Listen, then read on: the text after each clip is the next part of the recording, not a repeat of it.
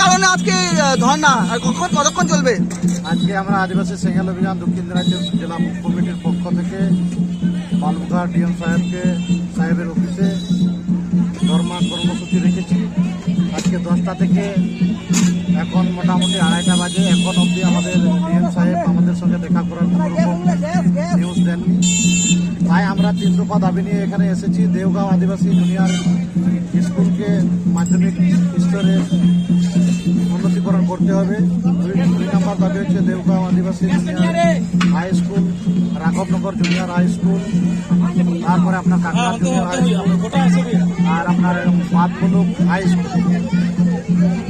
এই স্কুলগুলোতে আমাদের প্রধান শিক্ষক নিয়োগ করতে হবে। 3 নম্বর হচ্ছে Deogaon Adivasi junior high school ও Raghabnagar junior high school, Kakra junior high school, Matbaluk high school পর্যাপ্ত পরিমাণে শিক্ষক নিয়োগের সঙ্গে বিষয়ভিত্তিক শিক্ষক নিয়োগ করতে হবে।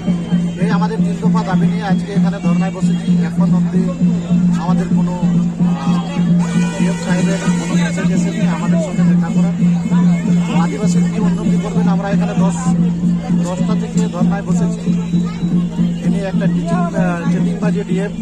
আমরা চেয়েছি আদিবাসী এডুকেশনে এনার কোনো গুরুত্ব নেই, ইনি কোনোদিনও আদিবাসীদের উন্নতি করতে পারবেন না। আমরা চাইব এই বালুরঘাটের ডিএমকে চেঞ্জ করা হোক, তাহলে আদিবাসী দক্ষিণ দিনাজপুর জেলাতে 4টা আদিবাসী সাঁওতালি সরকারি মিডিয়াম চলছে, জুনিয়র স্কুল, এটা হচ্ছে হাই স্কুল বা পর্যাপ্ত পরিমাণে শিক্ষক নিয়োগের দাবিতে আজকে এখানে ধর্নায় বসেছি।